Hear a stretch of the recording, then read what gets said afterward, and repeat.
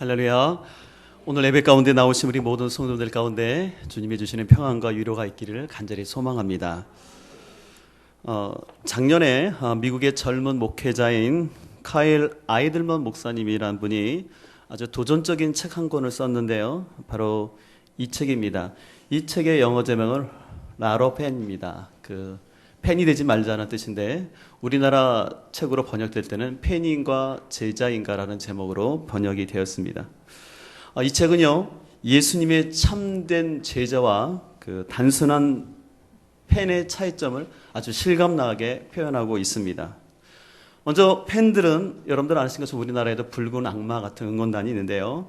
이 붉은 악마 같은 응원단은 어떻습니까? 온몸에 페인트 칠을 하고 경기장에 가서 아주 열광적으로 응원을 합니다.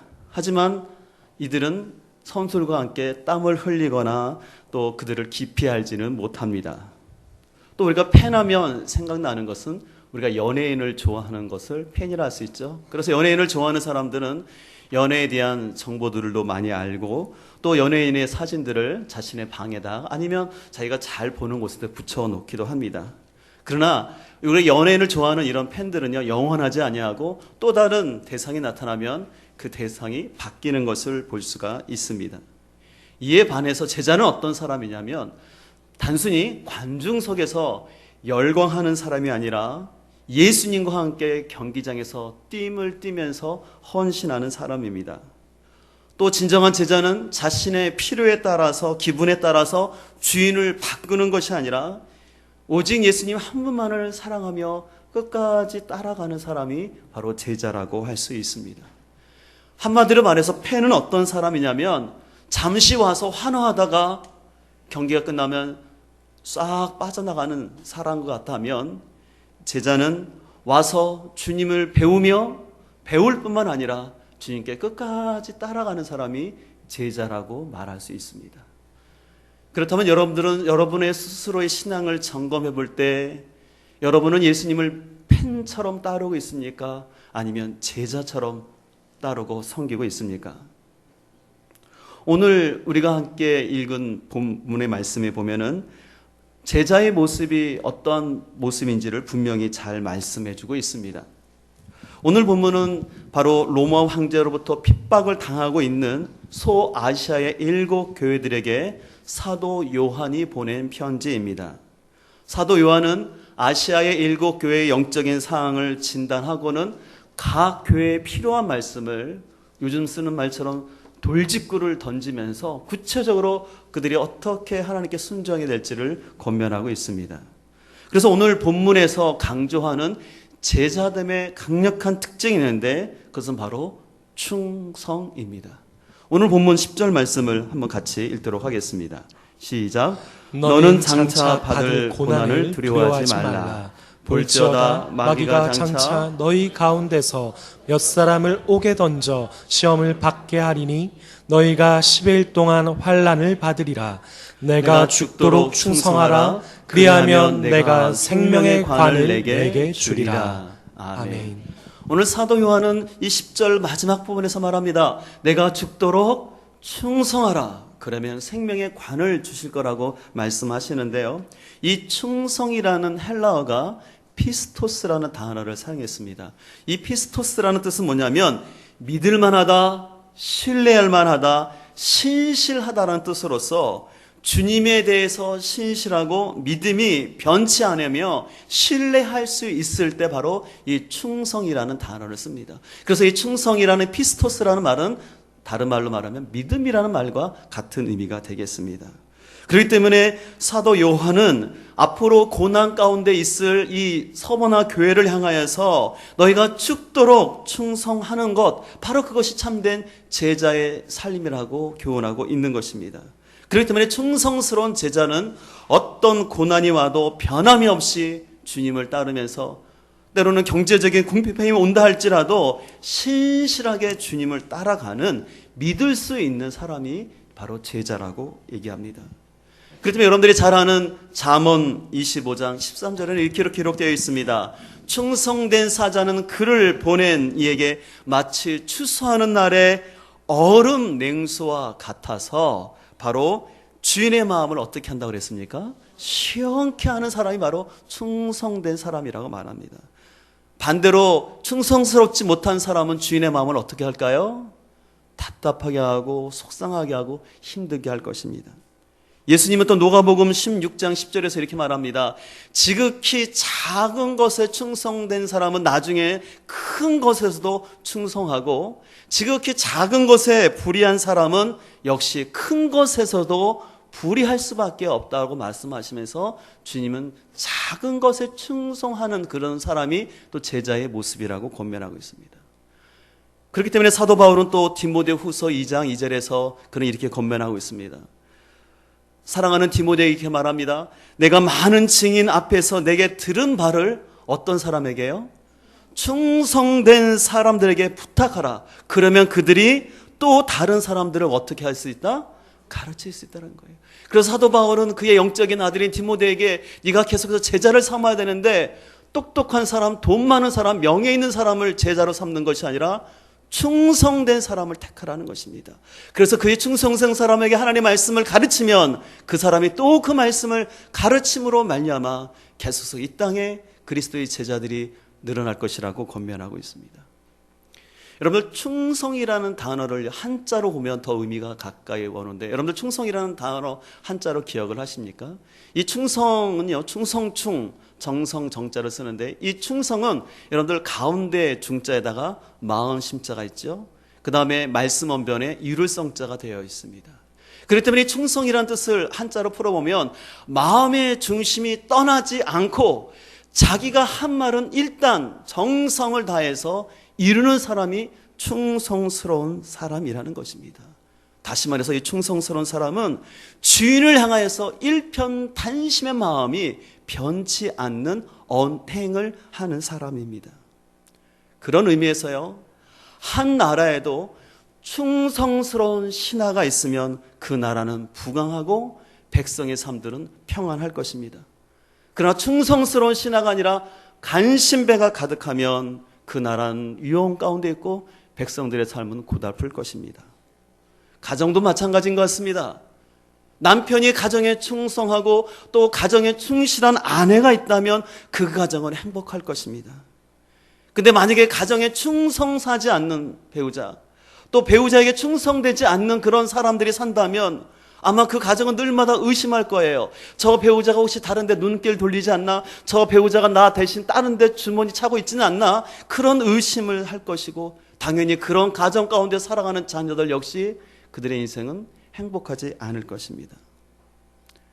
교회도 마찬가지인 것 같습니다. 교회도 충성스러운 목회자와 성도가 있으면 그 교회는 소망과 비전이 있는 줄 믿습니다. 그러나 목회자가 충성스럽지 못하고 성도들이 충성스럽지 못하다면 그 교회는 서로 남만 탓하면서 그 교회의 부흥은 찾아보기 어려울 것입니다. 무엇보다 우리의 신앙이 하나님 앞에 충성스러우면 하나님 나라가 확장되고 하나님이 영광을 받으시지만, 우리의 신앙이 충성되지 못하면 그런 사람들이 아무리 많아봤자 하나님의 영광은 드러나는 것이 아니라 오히려 하나님의 영광은 땅에 떨어지는 줄 믿습니다. 여러분들이 아는 것처럼 우리 한국교회는 이 근대를 70, 80년대를 지나면서 급성장하고 많은 부흥을 했습니다. 그러나 지금 현실의 모습은 어떻습니까? 교회가 많이 세상 사람들에게 염려가 되고 있습니다. 그 이유는 여러 가지 찾을 수 있지만 저는 충성됨이라고 봅니다. 목회자가 하나님 앞에 진실함으로 끝까지 충성하지 아니하고, 또 성도들도 하나님 앞에 충성스러운 신앙이 아니라 자기중심적인 자기 편의대로 신앙생활을 하다 보니까 성도들은 많이 있지만, 또 교회는 오래 다녔다고 했지만 아무 영향력이 없는 것, 그것이 오늘 우리의 모습인 것 같습니다. 그렇기 때문에 예수님은 마태복음 24장 25절에서 이렇게 말씀하십니다. 충성되고 지혜 있는 종이 되어 주인에게 그 집사람들을 맡아 때를 따라 양식을 나눠줄 사람이 누구냐 하면서 주인께서는 바로 충성되고 지혜로운 자를 찾고 계신 줄 믿습니다. 그렇기 때문에 이 자리에 나와서 예배드리는 저와 여러분이, 비록 우리는 부족하지만 우리는 주님 앞에서 충성스러운 제자가 되어야 할 줄 믿습니다. 그렇다면 우리가 어떻게 충성스러운 제자가 될 수 있을까요? 그것은 먼저 주님의 정체성을 바로 아는 데서 시작합니다. 오늘 본문 8절은 이렇게 기록되고 있습니다. 우리 8절 말씀을 같이 읽겠습니다. 시작. 서머나 교회의 사자에게 편지하라. 처음이며 마지막이며 죽었다가 살아나신 이가 이르시되. 아멘. 사도 요한은요, 아시아의 7교회에 편지를 할 때마다 그 편지의 서두에 꼭 예수님을 묘사하는데, 그 예수님에 대한 묘사는 각 교회가 바라봐야 될 예수님의 모습을 표현하는 것입니다. 근데 오늘 서머나 교회를 향해서 예수님을 어떤 분으로 표현하고 있습니까? 예수님이 처음이요 마지막이라는 것입니다. 이 처음이요 마지막이라는 것은 바로 예수님이 역사의 주관자가 되신다는 것을 미리 강조하는 것입니다. 그리고 예수님은 어떻다는 분이라고 말합니까? 죽었다가 살아났다. 이것은 바로 예수님이 부활하신 분으로서 너희의 생명의 주관자가 된다는 것입니다. 그렇기 때문에 사도 요한은 서머나 교회를 향해서 너희들이 예수님에 대해서 바로 알아야 되는데, 그 예수님은 역사의 주관자시며 우리의 생명의 주관하시는 주인이라는 사실을 강조하는 것입니다. 오늘 왜 사도 요한이 이런 표현을 썼을까요? 그 이유는 바로 당시 서머나 교회가 로마 황제와 유대인들로 인해서 많은 고난을 겪고 있었기 때문에 사도 요한은 그들에게 로마 황제보다 유대인들보다 더 크신 역사의 주관자 되시고 너희 생명을 주관하시는 그 주님을 바라보면서 흔들리지 말라라고 이 서신을 얘기하는 것입니다. 당시 서머나 교회가 어떤 상황에 있었는지 잠깐 지도를 통해서 말씀을 드리고자 하는데요. 여러분들 지금 보시는 것처럼 지금 보이는 그 노란 부분에 그 십자가가 거져 있는데, 거기에 바로 아시아의 7교회가 있는데, 그 중에 제일 해안가 쪽에 있는 교회가, 첫 번째 교회가 에베소 교회가 있어요. 그리고 거기에 색칠을 해놨는데 그 다음이 서머나 교회입니다. 이 아시아 7교회 중에서 가장 큰 교회는 에베소 교회였습니다. 근데 그 에베소 교회로부터 북쪽으로 64km 위에 바로 서바나 교회가 위치하고 있는 것입니다. 근데 이 서바나 교회는 여러분들 지도에 보시는 것처럼 항구 도시입니다. 바로 에게해를 바로 옆에 끼고 있는데, 이 서바나 지역은 원래 주전 700년경에 리디아 왕국에 의해서 그 도시가 완전히 폐허가 되고 박살이 됐습니다. 근데 다시 주전 290년에 로마가 다시 돌아와서 이 지역을 완전히 새롭게 재건을 했습니다. 아까 잠시 말씀드린 것처럼 에베소가 아시아 지역에서 가장 큰 지역에 있었다면, 이 서바나 교회는요, 그 서바나 지역은 아시아에서 가장 아름답고 멋있는 도시였습니다. 그렇기 때문에 이 당시에 로마에서는 저 서바나 교회를, 서바나 지역을 아시아의 첫 번째 도시로 인정을 했습니다. 왜 또 첫 번째 도시로 인정했냐면, 특별히 이 도시 사람들은요, 아주 로마에 대한 충성심이 가득한 사람들이었습니다. 제가 이번에 현장 실습을 하면서 저 서버나 지역을 가게 됐는데요. 이 서버나가 지금 현재는 터키에서 이즈밀이라고 불려집니다. 혹시 가신 분들은 이즈밀이라는 명칭을 들어보셨을까요? 이즈밀은 터키에서 지금 세 번째 되는 도시로서 인구가 300만 명이 거주하는 아주 큰 도시인데, 유럽인들이 아주 찾는 휴양시설입니다. 특별히 지금 여러분들 보시는 것처럼 트로이 목마가 좀 보이는데요. 여러분들 트로이라는 영화 보셨습니까?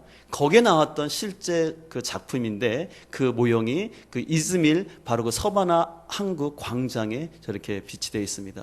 근데 저 트로이는 여러분들 아는 것처럼 호모라는 아주 유명한 작가가 일리아드라는 그 작품에서 썼던 내용이었는데요. 그렇기 때문에 유럽 사람들은 저 서바나 지역을 굉장히 동경하고 여행을 자주 오게 됩니다.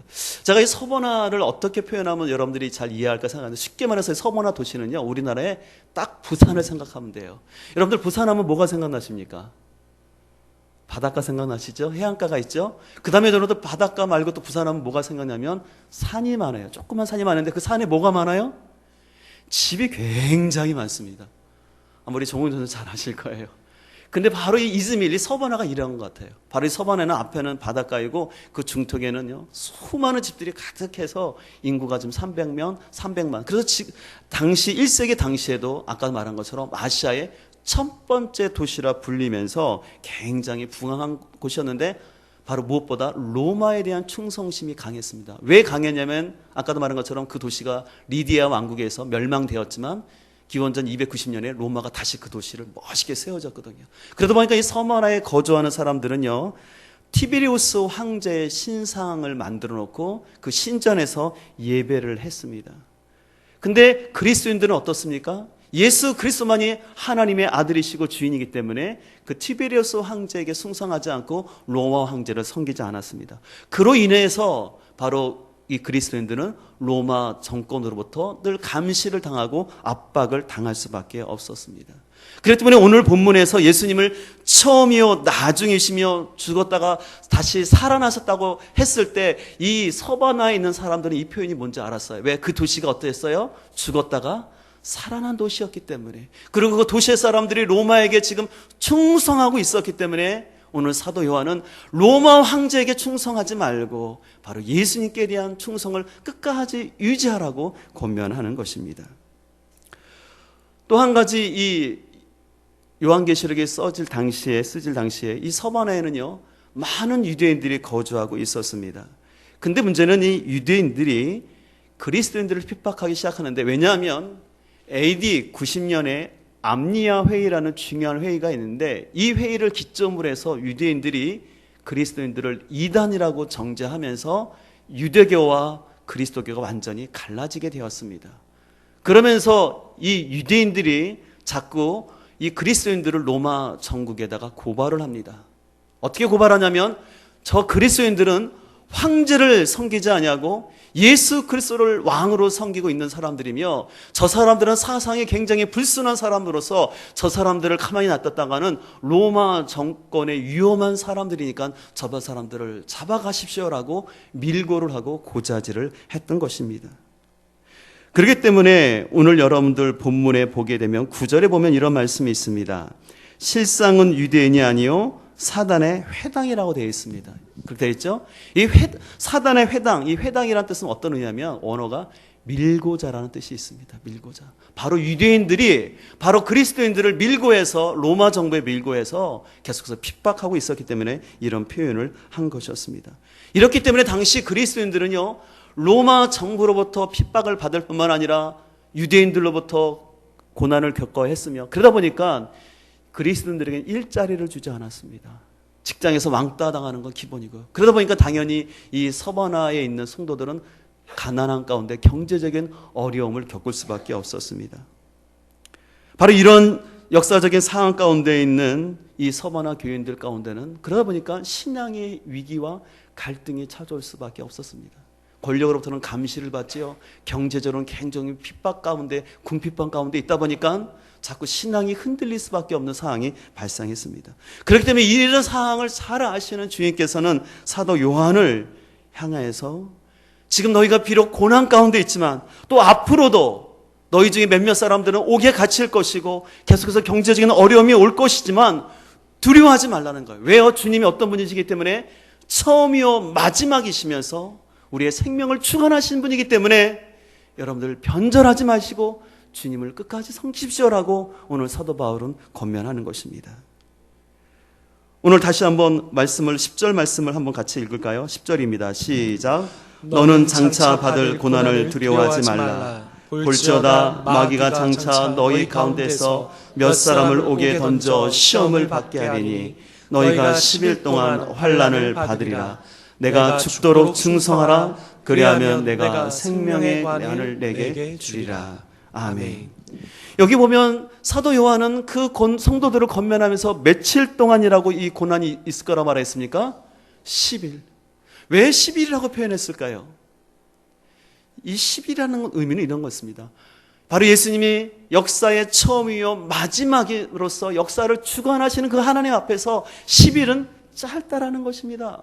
아주 긴 역사 가운데 10일은 아주 짧다라는 거예요. 그래서 서바나 교인들을 향해서 비록 여러분들이 지금 고난 가운데 있지만 그 고난은 영원한 것이 아니라 아주 10일 정도밖에, 짧은 기간밖에 안 되기 때문에 여러분들 변절하지 말고 죽기까지 충성하십시오. 그러면 주님께서 여러분에게 생명의 관을 선물로 상급으로 주실 것이라고 권면하는 것입니다.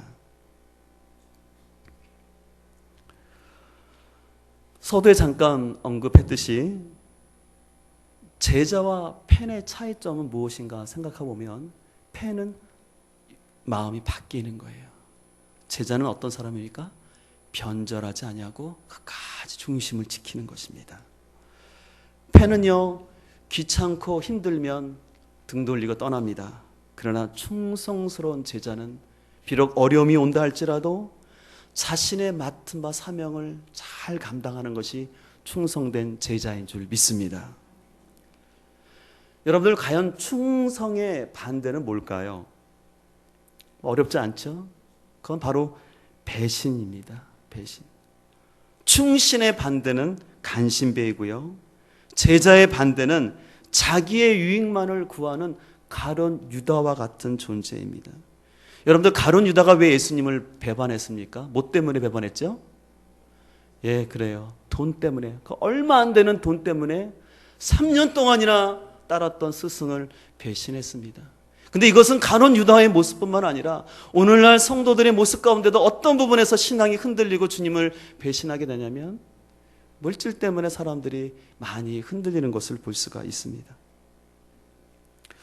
목회자로서 목회를 하며 성도들을 대할 때 참 기쁨이 되는 성도가 있는데요, 그런 분들은 단순히 저한테 또 목회자한테 잘해주는 그런 차원이 아니라 인생에 비바람이 불거나 오늘처럼 비가 오고, 아니 심지어는 태풍이 오고 인생에 심한 겨울이 온다 할지라도, 혹독한 겨울이 왔음에도 불구하고 자신의 자리를 끝까지 잘 지키고 있는 성도들을 보면 너무나 사랑스럽고, 또 그런 성도들을 향해서는 더 뜨거운 기도가 나오는 것이 사실입니다. 반대로 목회자에게 근심이 되고 또 목회자가 안타까운 기도를 할 수밖에 없는 성도들은 바로 업앤다운이 너무 심한 겁니다. 업이라는 것은 여러분들 영어 단어 올라가다 다운, 내려가다라는 것입니다. 어느 때는 금방 올라갔다가 또 금방 떨어지는 거예요. 그래서 올라갔다 내려갔다 이 주기가 너무 빠른 것입니다.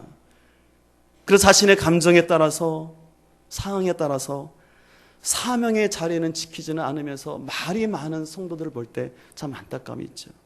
그래서 이런 성도들의 특징이 있다면 핑계 없는 무덤이 없다고, 늘 이유가 많습니다. 몸이 피곤하고 해야 될 일이 있고 직장 일이 바쁘고, 그러다 보니까 자신에게 맡겨진 일을 충성되게 감당하는 것이 아닙니다. 늘 연초가 되면 목회자들은 기도하는 가운데 집사들을 세우고 또 교사들을 세우고 직분자들을 각 부서에 세우지만, 그럴 때 충성된 사람은 자신이 잘하든 못하든 상관없이 끝까지 그 자신의 자리를 지킵니다. 그러나 충성스럽지 못한 사람은 아까 말한 것처럼 이런저런 이유를 다 대면서 자신의 사명의 자리를 떠나는 것을 보게 됩니다. 마치 경기장에서 한순간에 환원했지만 경기가 끝나면 쓰레기를 막 버리고 가는 나 몰라라 하는 그 팬들처럼 누가 정리하겠지? 그런 생각하고 그냥 떠나는 사람과 같습니다. 그리고 시간이 지난 다음에 다시 자신에게 관심을 끌만한 어떤 일이 있으면 잠깐 관심을 보이다가도 또 그 가운데 뭔가 대가 지불을 하고 헌신을 해야 된다면 사람 때문에 상처받았다, 누구 때문에 못하겠다, 또 이런저런 이유를 대고는 또 제자리로 돌아가는 모습입니다. 단테라는 아주 유명한 극작가가 신곡이라는 작품을 쓰면서 그 신곡 가운데 지옥편에서 그는 이런 표현을 했습니다. 그는 지옥편에서 지옥을 어떻게 표현하냐면, 여러분들 보시는 것처럼 역 피라미드 구조로 설명을 하면서 지옥을 1층부터 9층까지 있다고 표현합니다. 그러면서 죄를 범한 사람들이 저 1층부터 쭉 가는데 제일 밑바닥 9층, 지하 9층이 있는데 거기를 어떻게 표현하냐면 반역의 지옥이라고 표현했습니다. 맨 밑바닥, 거기는 누가 가느냐? 바로 배신자들이 가는 곳이라고 표현했습니다. 그래서 이곳에는 국가를 배신하고 가정을 배신하고 스승과 은인을 배신해서 가는 자들이 가는 곳인데, 저곳에 임하는 사람들은 차가운 얼음 속에 자신의 등을 붙이고 일생토록 고통 가운데 죽어간다고 표현하면서, 바로 저 맨 밑바닥 9층에 있는 사람들이 누구냐면 사단의 왕인 루시퍼와 가룟 유다가 저기 있을 것이라고 표현하고 있습니다. 단테는 이렇게 표현한 것입니다. 누구 사람을 때리고 심지어는 죽이는 사람보다 배신자, 배반하는 사람을 가장 악한 사람이라고 표현하고 있는 것을 볼 수가 있습니다. 이번에 현장 실습을 가면서 서바나 지역을 아까 제가 갔다고 말씀드렸는데 거기서 참 제가 인상 깊게 봤던 교회가 있습니다. 여러분 보시는 것처럼 노란색 색칠을 해진 교회인데 저 교회가 어떤 교회냐면 바로 서바나 교회의 수제자였던 감독이었던 폴리갑을 기념해서 세운 교회입니다. 이 폴리갑은 사도 요한의 수제자였습니다. 그러면서 그는 신앙을 지키는 가운데 AD 160년경에 로마의 핍박으로 인해서 86세의 나이로 순교하게 되었습니다. 나이가 굉장히 많았죠. 근데 그 당시 서바나를 가난하고 있는 총독이 이 폴리갑의 삶을 알았기 때문에 또 나이도 많았기 때문에 내가 당신을 궁일히 여겨서 내가 당신을 죽이지 않고 살려주기를 바라는데 당신이 그저 예수님 안 믿겠다라는 그 말 한마디만 하십시오. 그럼 내가 당신을 풀어주고 살려주겠습니다. 다른 것도 아니고 그냥 예수님을 안 믿겠다 그 부인하는 그 말만 하라는 것이었습니다. 근데 폴리갑은 이렇게 대답을 했습니다. 지난 86년간 나는 예수님을 섬겼습니다. 예수님은 한 번도 나를 버린 일이 없었습니다. 근데 어떻게 주님을 모른다고 하면서 나를 구원하신 주님을 욕되게 할 수 있겠습니까? 라는 유명한 말을 남기고 그는 화염 속에서 화형을 당했습니다. 지금 그 장면을 그림으로 그린 건데요. 폴리갑은 화형으로 죽습니다. 여러분들 사람이 죽는 고통 중에 가장 큰 고통 방법이 뭔지 아십니까? 화형이에요. 추석에도 저희 아내가 잠깐 일을 하다가 잠깐 후라이팬에 살짝 댔는데도 그 흉터가 오래가고 크게 번지는 걸 봤는데 잠깐 되었는데 그렇더라고요. 아차는 순간 했는데 근데 그 잠깐이 아니라 불 속에서 온몸이 타면서 죽는 고통이라는 건 이루 말할 수 없습니다. 근데 폴리갑은 그 불 속에서 화형을 당하면서도 환한 얼굴을 하면서 이런 기도를 했다고 합니다. 하나님이 저같이 부족한 자를 지금까지 인도하시고 세워주신 것 감사드립니다. 또 저 같은 사람이 무엇이간데 순교자의 반열에 들게 해주셔서 감사합니다. 비록 저는 죽지만 계속해서 예수님과 성령님을 통해서 구원받을 수많은 백성들을 통해서 하나님 영광 받으시옵소서라는 아름다운 기도를 드리고 하나님 앞에 부름을 받았다고 합니다. 폴리갑이야말로 예수님을 단순히 팬이 아니라 충성된 제자의 모습으로 따랐던 것을 볼 수가 있습니다. 아까도 말씀한 것처럼 폴리갑의 스승이 누구라 했습니까? 사도 요한이었습니다. 그 제자의 스승이 아니랄까 봐 역시 사도 요한 역시 하나님 앞에 참으로 충성된 삶을 살았는데요. 여러분들 아시는 것처럼 예수님이 십자가에서 못 박히시면서 당신의 육신의 어머니인 마리아를 누구에게 부탁한지 아십니까? 네, 바로 이 요한계시록을 쓰고 있는 사도 요한에게 부탁했어요. 예수님이 이제 곧 죽기 때문에 나의 육신의 어머니이신 이 마리아를 자신은 돌볼 수 없기 때문에 이 어머니를 돌봐달라고 부탁을 해야 되는데 그 12제자 중에 어머님을 누구에게 부탁하겠습니까? 돈 많은 사람에게 부탁하겠습니까? 똑똑한 사람에게 부탁하겠습니까? 아니에요. 충성스러운 사람에게 부탁하지 않겠습니까? 예수님은 요한을 그렇게 봤습니다. 이 요한이야말로 충성스럽게 나의 육신의 어머니인 마리아를 끝까지 잘 섬기면서 사명을 감당할 그 제자로 봤기 때문에 사도 요한을 지목해서 그 어머니를 부탁했습니다. 예수님의 부탁을 받은 이 요한 참으로 신실하게 자신의 육신의 어머니가 아님에도 불구하고 마리아를 지극정성으로 모였습니다. 여러분들 그 당시에 이 마리아를 모신다는 거 쉬운 게 아니에요. 왜냐하면 그 당시는 계속 핍박의 시대이거든요. 사도 요한은 이제 예루살렘에서의 핍박 가운데 아까 말한 것처럼 이 에베소를 거쳐 서바나 지역으로 가게 되는데 그 먼 항로 가운데 먼 여행 가운데 늘 마리아를 모시고 다니면서 마리아가 임종할 때까지 최선을 다해 섬겼고 그는 그 죽는 순간까지 하나님의 말씀이 요한계시록을 또한 기록하면서 충성되게 감당했습니다. 그렇기 때문에 예수님의 12제자는 다 순교를 했지만 이 사도 요한만큼은 순교하지 않았어요. 왜 순교하지 않았을까 생각할 때 저는 주님이 사도 요한에게 맡겨진 사명이 있기 때문에 그가 충성되게 감당하는 모습을 보고 끝까지 그가 사명을 감당하도록 그런 길을 허락하지 않았나 생각해 봅니다. 바로 오늘 주님께서는 이런 사도 요한처럼 폴리갑처럼 끝까지 이 하나님의 말씀으로 승리하는 사람에게는 둘째 사망의 해를 당하지 않을 것이라고 말씀하고 있습니다. 여러분 11절 한번 보실까요? 같이 읽겠습니다. 귀 있는 자는 성령이 교회들에게 하시는 말씀을 들을지어다.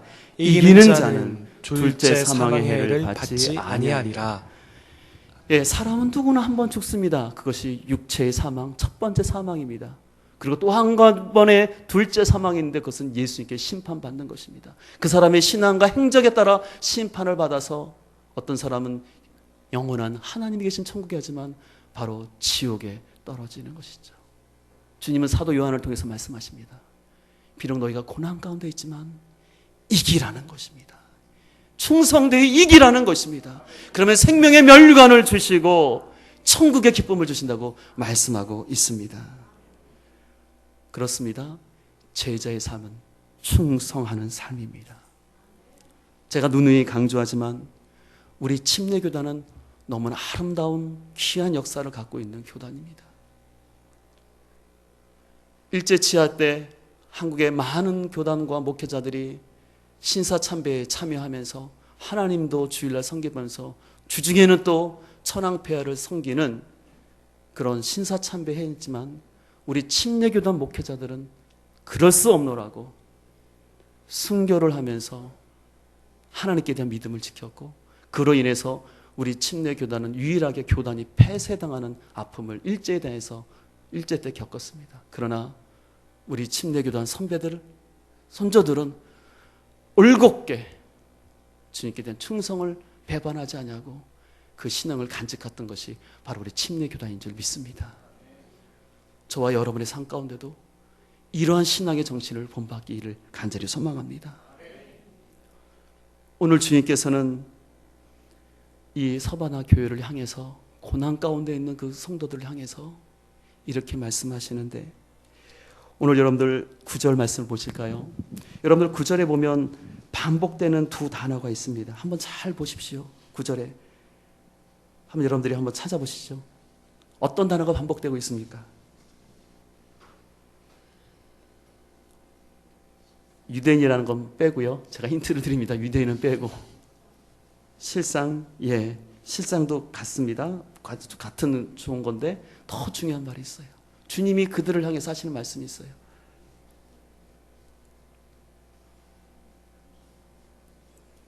제일 첫 번째, 내가 내 활라가 궁핍을 어떻게 알거니와.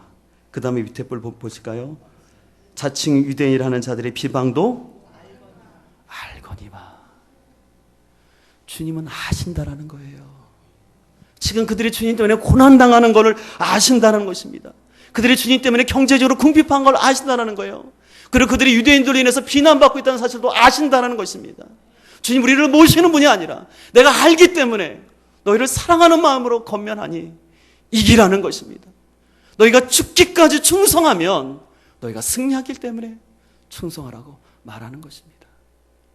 오늘 우리는 우리를 아시는 그 주님을 알 때 우리가 참된 제자가 될 줄 믿습니다.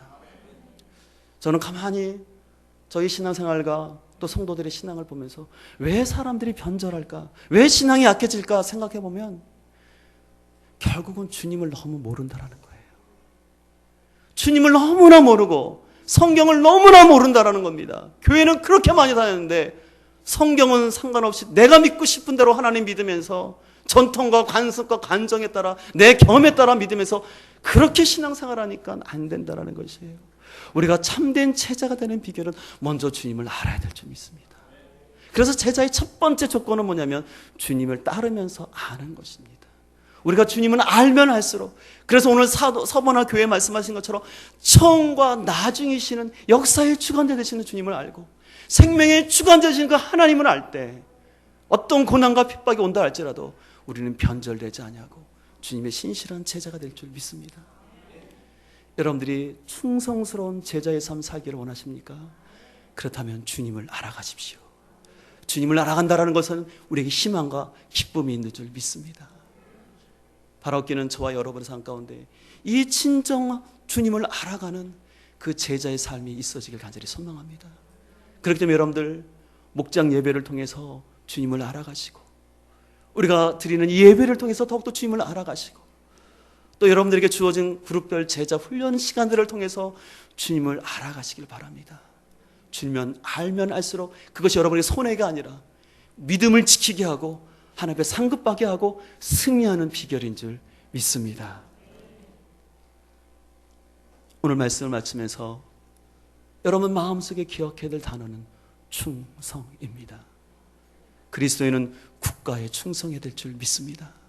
그리스도인은 누구보다도 국가 질서를 지키고 국가에 헌신하는 사람들입니다. 또 저는 여러분들이 가정에 충성할 수 있기를 간절히 소망합니다. 다른 사람에게 충성하지 마시고 다른 것에 충성하지 마시고 여러분 가정, 배우자에게 충성하십시오. 궁극적으로 우리에게 맡겨진 허락하신 이 교회 가운데 충성하는 삶을 살아갈 때 진정으로 여러분과 저의 삶 가운데 하나님이 귀한 상급을 주실 줄 믿습니다. 이 시간 말씀을 기억하시면서 우리 함께 찬양하기를 원하는데요, 우리 찬양팀 함께 같이 나오시면 좋겠습니다. 이 말씀을 기억하시면서 찬양하기를 원하는데 잠깐 제가 먼저 가사를 불려드리기를 원합니다. 이 찬양의 제목은 온 마음 다해입니다. 충성스러운 제자처럼 온 마음 다해 주님을 살아가는 사람인데, 이 제자는 주님과 함께하는 그 시간을 즐거워하고 그 주님 앞에 나가서 그 마음을 쏟으면서 우리의 모든 것 아시는 주님 앞에 마음과 정성을 다하여 주님을 바라보는 사람인 줄 믿습니다. 이 시간 우리 찬양을 들을 때 이 가사의 내용을 하나하나 깊이 묵상하시면서 기도하는 마음으로 함께 찬양하며 나가도록 하겠습니다.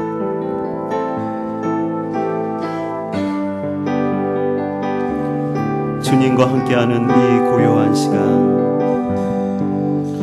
주님과 함께하는 이 고요한 시간, 주님의 보좌 앞에 내 마음을 쏟네. 모든 것 아시는 주님께 감출 것 없네. 내 맘과 정성 다해 주 바라나이다. 다시 한번 찬양합시다. 주님과 함께하는 이 고요한 시간, 주님과 함께하는 이 고요한 시간, 주님의 보좌 앞에 내 마음을 쏟네. 모든 것 아시는 주님께 감출 것 없네. 내 맘과 정성 다해 주 바라나이다. 온 마음 다해 사랑합니다. 온 마음 다해 주 알기 원하네. 내 모든 삶 당신 것이니 주만 섬기니 온 마음 다해. 염려하지 않아도 나 염려하지 않아도 내 쓸 것 아시니. 나 오직 주의 얼굴 구하게 하소서. 다 이해할 수 없을 때라도 감사하며 날마다 순종하며 주 따르오리다. 나 염려하지 않아도 내 쓸 것 아시니. 나 오직 주의 얼굴 구하게 하소서. 다 이해할 수 없을 때라도 감사하며 날마다 순종하며 순종하며 주 따르오리라. 온 마음 다해 사랑합니다. 온 마음 다해 주 알길 원하네. 내 모든 삶 당신 것이니 주만 섬기 온 마음 다해 사랑합니다 주님. 온 마음 다해 사랑합니다. 온 마음 다해 주 알길 원하네. 내 모든 삶 당신 것이니 주만 섬기리 온 마음 다해. 이 시간 두 손을 모으고 주 앞에 좀 기도했으면 좋겠습니다. 이 시간 우리 고요하게 주님의 보좌 앞에 우리의 마음을 진단합시다. 여러분 혹시 예수님을 펜처럼 내가 잠시 와서 환호하고 그냥 떠났다가 그런 삶을 반복하진 않은지요? 경기장에 잠시 열광하다가 흩어지는 그런 모습은 아닌지요? 주님은 오늘 우리를 아신다고 말합니다. 비록 우리가 지금 가난한 가운데 있고 고난 가운데 있지만 주님은 실상 너희는 부유한 자라고 말하고 있습니다. 우리를 아시는 그 주님 앞에 우리 마음을 고백합시다. 하나님, 내가 충성스러운 제자의 삶이 아니라 펜처럼 주님을 따랐던 나의 연약함을 불쌍히 여겨주시고 지금 내가 충성된 사람 되기를 원하오니 주님을 알게 하여 주시고 주님을 진심으로 사랑하게 하여 주시옵소서. 주님, 내 가정에 충성되게 하여 주시고 나의 사명에 충성되게 하여 주시고 몸된 교회에 충성된 일꾼 되게 하여 주시옵소서. 오늘 말씀을 기억하며 하나님께 기도하며 나가도록 하겠습니다. 살아계신 하나님 아버지, 오늘 우리에게 말씀하여 주신 주님, 우리에게 충성할 것을 말씀하신 하나님, 죽도록 충성하라, 그러면 내 생명의 반을 주리라고 말씀하신 하나님 앞에 우리가 진정으로 주님 앞에 참된 제자가 되길 원합니다. 우리가 팬이 아니라 진정 주님의 제자가 되어서 주님을 따르고 섬기는 그 모습 가운데 거하게 하여 주시옵소서. 주님, 잠시 열광하는 신앙이 아니라 언제나 변함없이 끝까지 변함없이 따라가게 하여 주시옵소서. 처음과 나중 되시며 우리 생명의 주관자 되신 그 주님을 알게 하여 주시옵소서. 우리의 형편을 아시는 하나님 아버지, 우리의 실상을 아시고 우리가 한란과 궁핍을 아시는 하나님 앞에 하나님 우리의 삶을 맡기게 하여 주시고 나의 삶과 나의 지혜로 살아가지 않게 하여 주시옵시고 오직 주에게 맡기며 나가게 하여 주시옵소서. 우리의 삶을 살아가는 삶 가운데 진정 주님을 알아가게 하여 주시옵시고 주님과 동행하는 아름다운 삶 살아가게 하여 주시옵소서. 그래서 주님 앞에 전했다 칭찬받는 충성된 일꾼 되게 하여 주시옵시고 하나님 영광 드러내는 우리 사랑하는 성도들의 삶 되게 하여 주시옵소서. 아버지, 우리에게 충성된 마음을 허락하여 주시옵소서.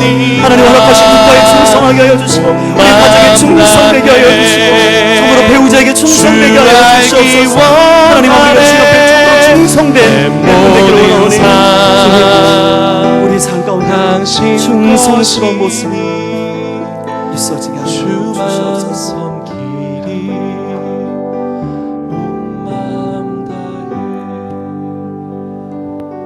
내가 내 환난과 궁핍을 알거니와 유대인이라 하는 자들에게 비방받는 것을 알거니와 말씀하신 주님, 우리의 모든 것 아시는 주님 앞에 우리의 마음을 고백했습니다. 주님, 우리의 연약함을 불쌍히 여겨 주시옵시고 우리가 팬이 아니라 주님의 충성스러운 제자가 되게 하여 주시옵소서. 주님을 알게 하여 주옵소서. 머리부터 발끝까지 우리의 모든 것을 알아가시는 그 주님을 알기를 원하오니 우리 삶 가운데 주님을 닮아가게 하여 주시고 알아가게 하여 주시고 신실한 제자가 되게 하여 주시옵소서. 그래서 우리가 이 땅 가운데 이기는 자 되어서 정말 하나님께 영광 돌리게 하여 주옵소서.